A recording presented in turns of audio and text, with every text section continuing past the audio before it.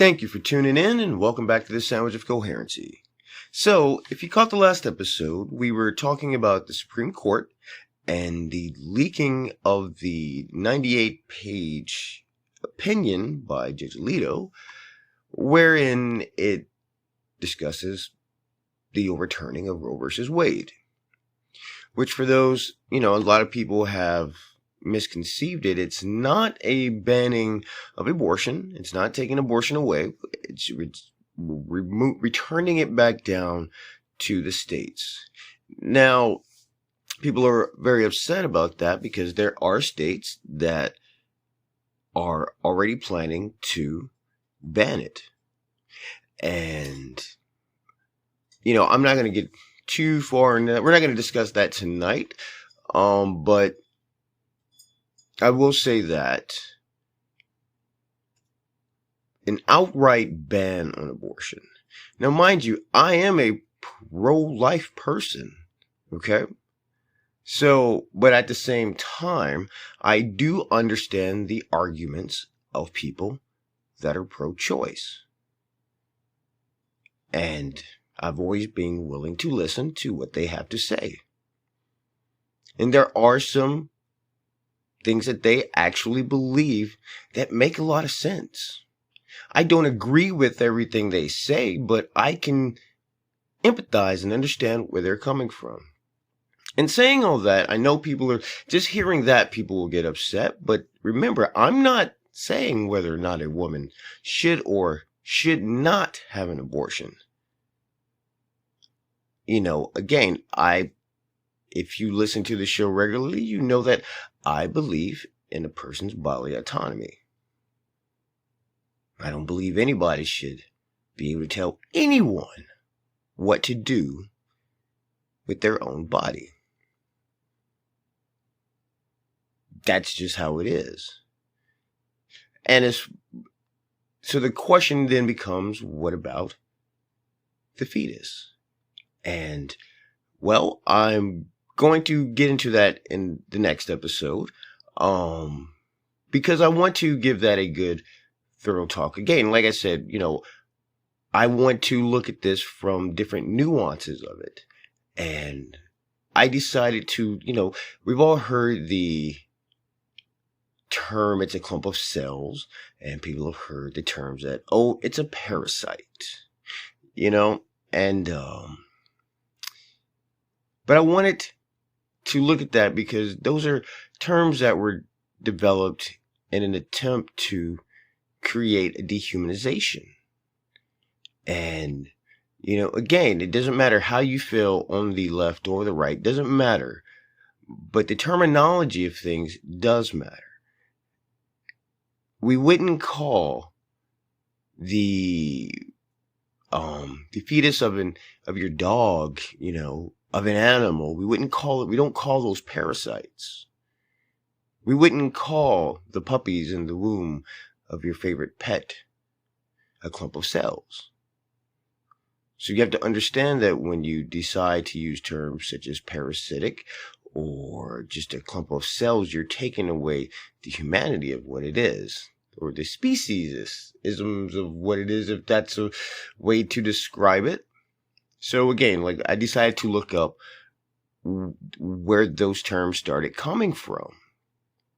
And on that path, I came across a few papers and dealing with embryonic autonomy. And it's just an actual very, very interesting read. But I will give that a full episode so that, I can give a better explanation. But the basics of it is the question of it is, will a fertilized egg, whatever you would like to call it, whatever stage it is, zygote, whatnot, will a fertilized egg know what to do? Will it survive? As in, is there a basis for life in it without the host present? So without the host, the mother holding the fertilized egg inside, will it do the functions of life? And it's very interesting read. So we will get into that in the next episode.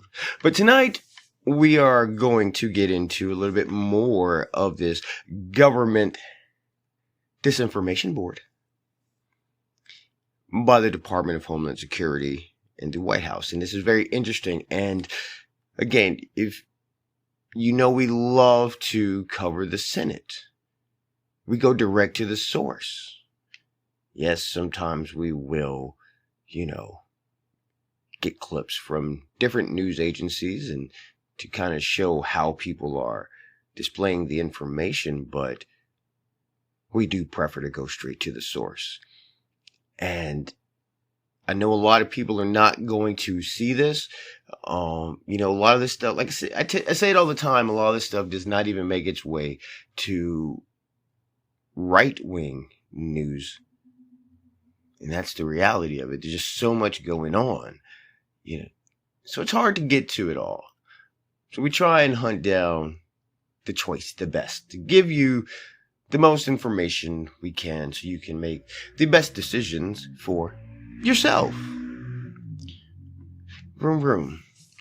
So, Senator Josh Hawley grills Mayorkis on this lady Jankowicz, who's been appointed to be the head, appointed, not elected, to be the head of a government disinformation board. And the reason his questioning is important is because he gets right to a particular detail at the end that in itself is very telling. And, my predictions of it, of this being basically a tool to be able to control the narrative moving into the elections.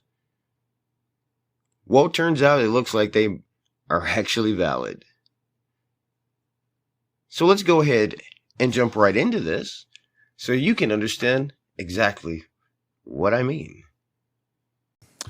Thank you, Senator. Mr. Secretary, nice to see you again. Thank you for being here. Let's keep talking about this disinformation board if we could. The fact sheet from DHS on the disinformation board that you recently released defined disinformation this way: false information spread with the intent to deceive or mislead. You agree with that, I assume? That's your definition? Yes, I believe that's the definition.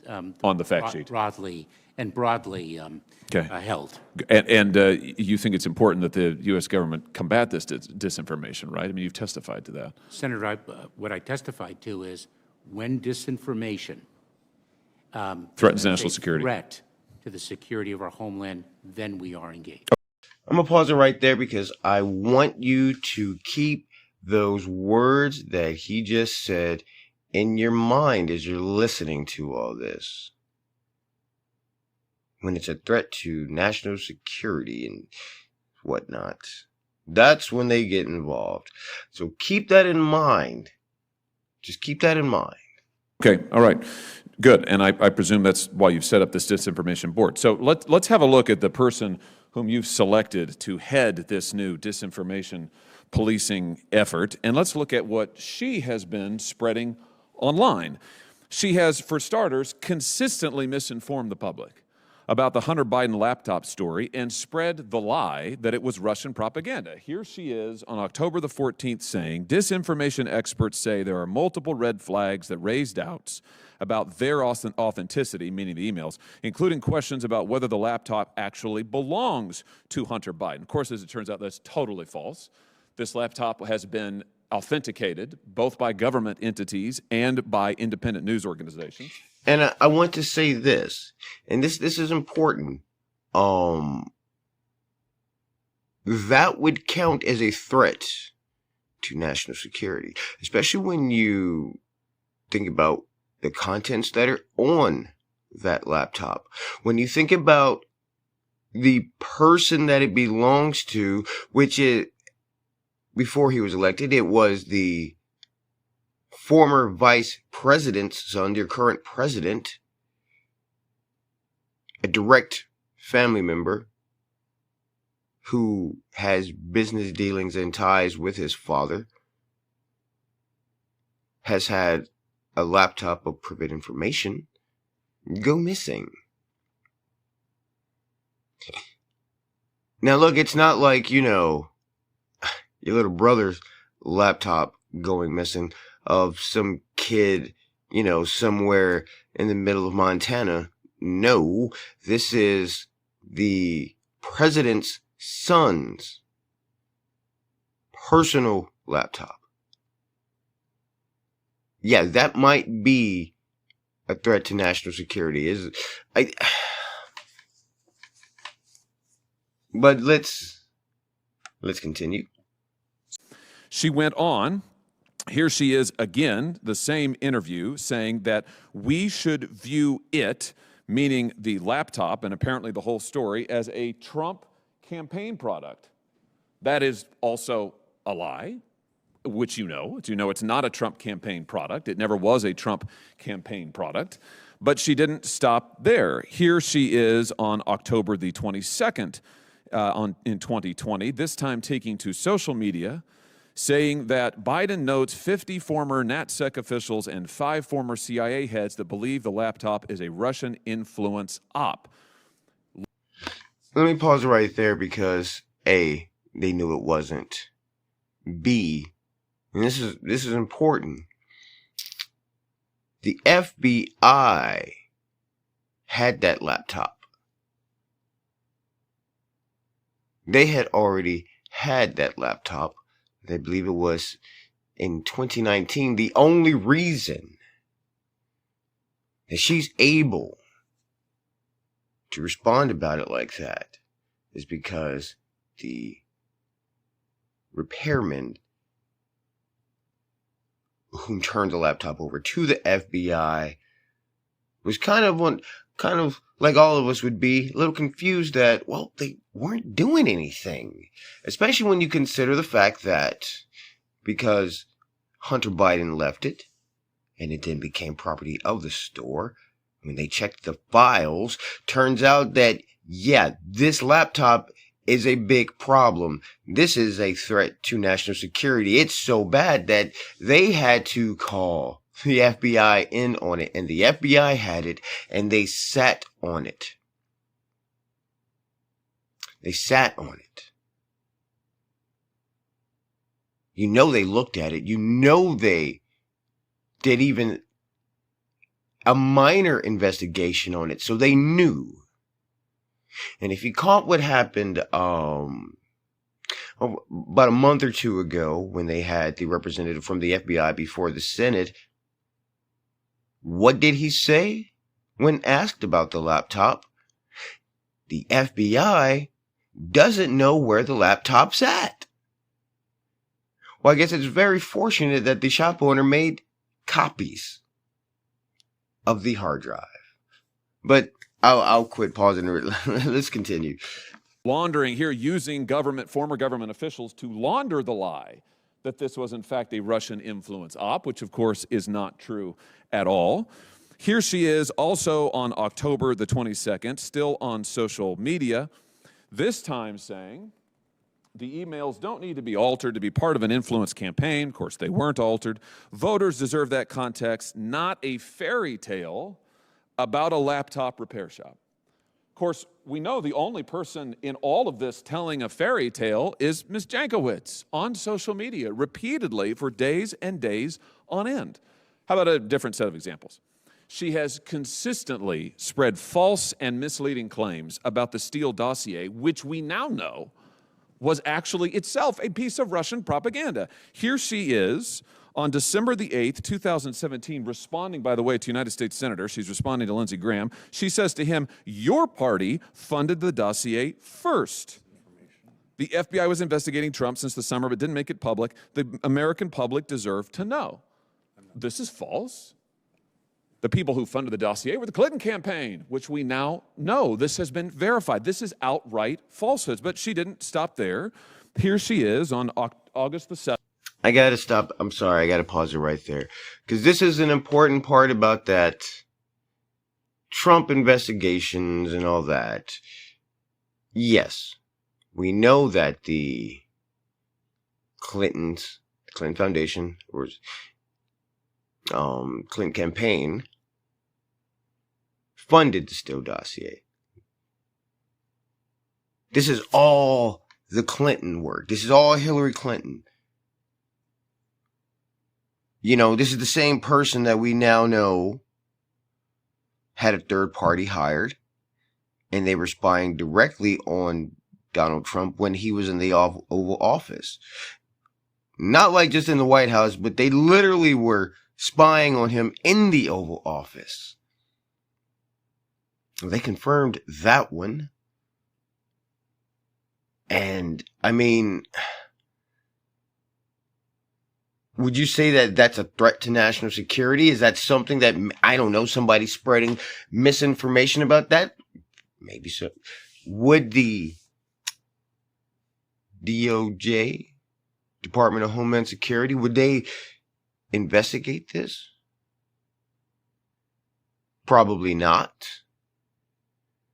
Absolutely not, considering the person that they hired to head this board says this kind of nonsense. I think we can be rest assured that no, they wouldn't be investigating.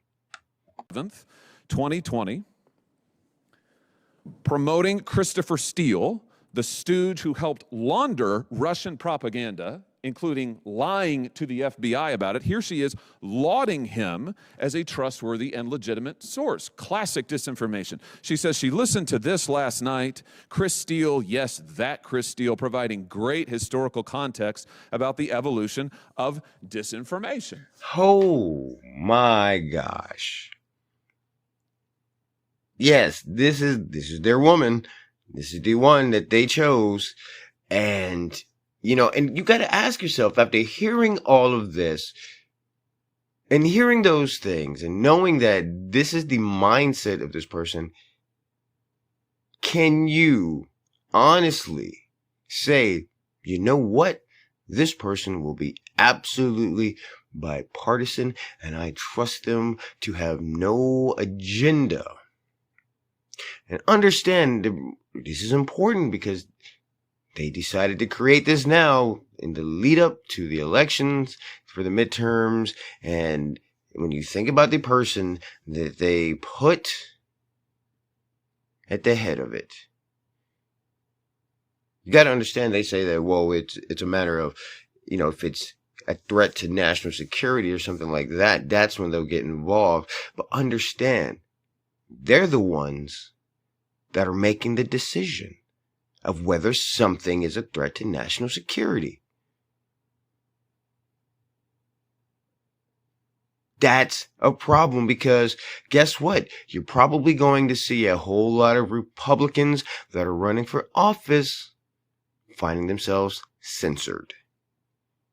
I would not be surprised if that's the case. But now we're going to listen to this last bit of the questioning. Well, it's not the last bit, but this is one of the most, this is the last bit we're going to listen to, but this is the most important part of this, in my opinion. Because he asked Mayorkis a very specific question, and the answers that Mayorkis gives tell us everything we need to know. And this is why every American, doesn't matter whether you're on the left or the right, you need to be worried. Here's my question to you. If your intent was to combat misinformation online or in the government, why on God's green earth would you nominate someone who is a human geyser of misinformation? Senator, I am ultimately responsible for the hiring of Ms. Jankowicz to be the executive director of the Disinformation Governance Board. In my capacity as the secretary, why did you choose her? I bear responsibility for that. I understand that she is an expert in disinformation, Yes, indeed, spreading it. And she will have an obligation to execute her responsibilities in a nonpartisan way. Were you aware of these? Were you aware of this information when you chose her? Everything I've just shown you? I was not. How could you not be? Did you do any research on her? Senator, I will not discuss the internal workings of the hiring process. I'm going to pause it right there because he didn't meet with her. And this is that's what his answer is basically telling us. So he didn't meet with her.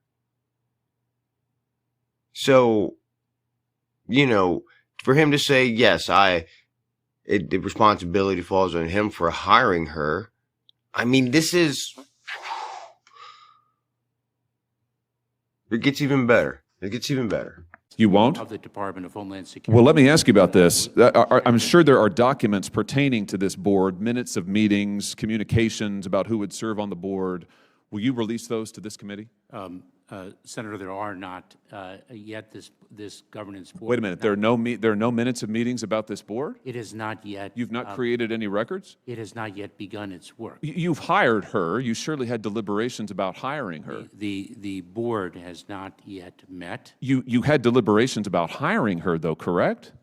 I did not, Senator. You just said that you are solely responsible for hiring her. In my capacity as the secretary, I bear responsibility. You're telling me that there are no documents associated with this board? Long story short, he is supposed to take the responsibility. That is what he was told to do. I mean, he can't say there's any minutes or deliberations because he wasn't there. Doesn't mean they didn't happen somewhere.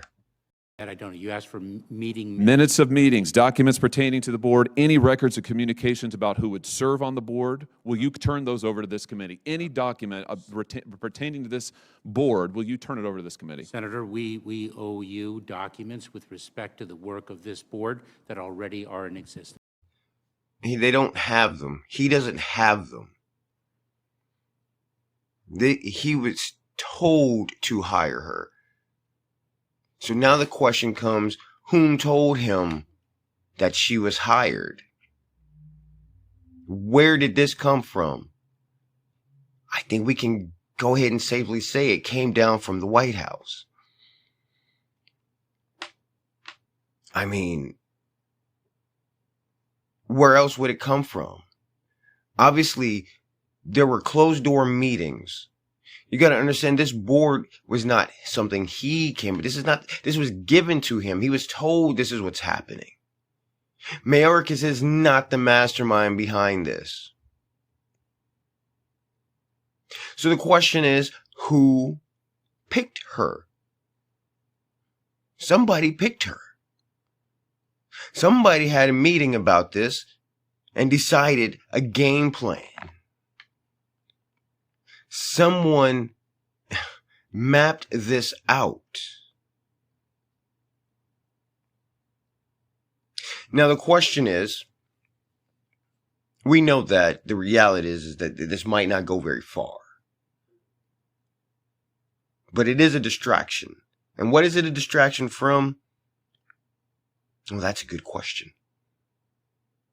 More than likely the border.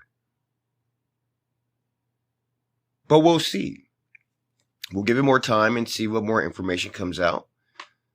But it looks like this is getting really interesting in America, and let's keep our fingers crossed. But I thank you for tuning in, and we'll catch you next time.